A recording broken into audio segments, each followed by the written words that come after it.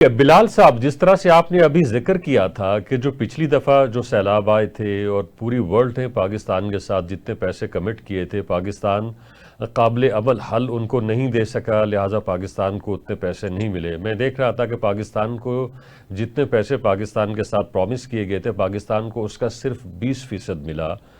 तो अब क्या लगता है कि हमारे पास ऐसे विजुअल्स हैं, हमारे पास ऐसे काबिल अमल जो है वो हल मौजूद हैं कि जिसकी वजह से हम पूरी दुनिया को कन्विंस कर सकते हैं कि वो हमारी मदद को आएँ।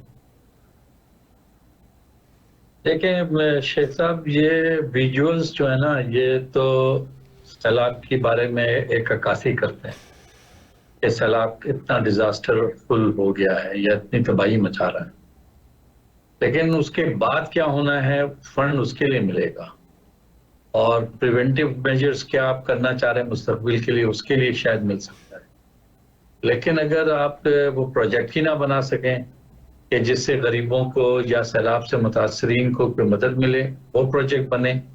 और फिर सैलाब से रोकने के लिए जो प्रोजेक्ट्स बन सकते हैं, यानी पानी आबादी में ना जाए, पानी बंद को ना तोड़े, पानी हेड्स को ना तोड़े, इसकी जो जरूरत है प्रोजेक्ट की शक्ल में, वो अगर हम बनाएंगे, हुकूमत बनाएगी, तो फंड मिल सकता है। तो मेरा तो ख्याल ये कि अभी तक हमें कोई ऐसी इंडिकेशन अभी तक नहीं मिल रही है जिससे पता चले हुकूमत ने कोई बॉडी बना दी है कि फंड से जो पैसा लेना है वो लेने के लिए प्रोजेक्ट्स बनाए जाएं। जब तक हुकूमत ये इनिशिएटिव नहीं लेगी, मेरा नहीं ख्याल है कि फंड हमें आइंदा भी मिलेगा। ठीक है। तो मुझे तो बड़ा अलमिया लगता है कि ये आखिर हम कर क्या रहे हैं। ठीक। देखें, सैलाब की वजूहात में से एक वजह तो ये ह्यूमन इंटरवेंशन। ये रूडा की कहानी हम सुन ही रहे हैं कि रूडा बन गई और अब वहां पर वो तो हजारों घर आपके एक डूब गए। साबिक वजीर आजम जो है उस दरिया के जो पार्ट के ऊपर खड़े होके वो उसकी मार्केटिंग करते रहे कि जी यहाँ पे ये होना चाहिए, अब तो रावी कभी नहीं आएगा, इसमें पानी कभी नहीं आएगा। जी जी, ये तो देखे ना, यही तो हमारा अलमिया है ना कि हम इतने शॉर्ट साइटेड हैं कि वजीर आजम खड़ा होकर के दरिया को नाला कह रहा है। अब वो कह दिया, चलें, अब अगर उसको हम एक पोलिटिकली माइलेज के लिए भी इस्तेमाल कर सकते हैं, लेकिन मैं ये कह रहा हूं कि आप इससे आगे निकलने की जरूरत है। अब अगर असल जो बात मैं कहना चाह रहा था, लेकिन आपने अगर बंद नहीं बनाया वहां पे, और हम कह रहे हैं कि हमने अरबों रुपए दे दिए थे रूडा को, तो अगर फिर भी बंद नहीं बना, तो ये क्या है? एक ह्यूमन इनएफिशिएंसी है, करप्शन है, इसके अलावा क्या चीज हो सकती है?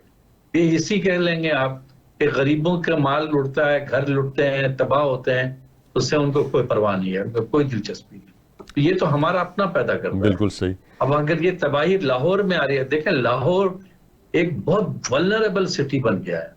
लाहौर के बारे में मौसमियाती तब्दीली के हवाले से जो खबरें जनरेट हो रही हैं, आज नहीं 5 साल के बाद शायद खुदा ना करे हम देखें। लेकिन लाहौर के बारे में ये खबरें आ रही हैं कि उसका ड्रेनेज सिस्टम फेल हो चुका है, पुराना है।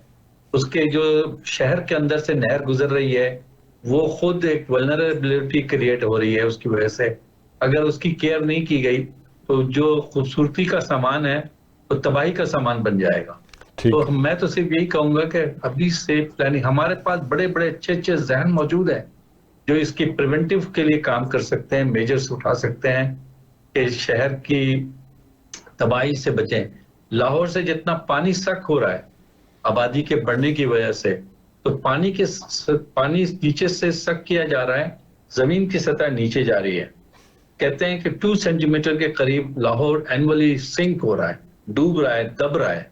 तो ये तमाम चीजें इस बात की निशानदेही कर रही हैं कि हमें जबरदस्त प्लानिंग की जरूरत है, अर्बन प्लानिंग की जरूरत है, और कम से कम वायलेशन ना करें, और करप्शन का खात्मा किया जाए। ये ख्वाजा आसिफ साहब ने जो बयान दिया है कि अब वक्त आ गया है कि हम करप्शन का खात्मा करें और मुहासबा करें।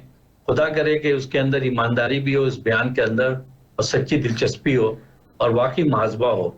बड़े ठीक। बड़े लोगों ने, मालदार लोगों ने करप्शन किए, जिनके पास इतना पैसा है कि उनकी नस्लें खा सकती हैं, लेकिन उसके बावजूद भी उनकी हिर्स ने उनको मजबूर किया कि वो करप्शन करें। ठीक। ये जो सोसाइटी बनी है, ये नहीं बननी चाहिए थी। अगर बनना थी तो हिफाजती तदाबीर के साथ बननी चाहिए। ये बदतरीन मिसालें हैं जो हम दे रहे हैं दुनिया को, इस पर हमें क्या इमदाद मिलेगी आपसे? ठीक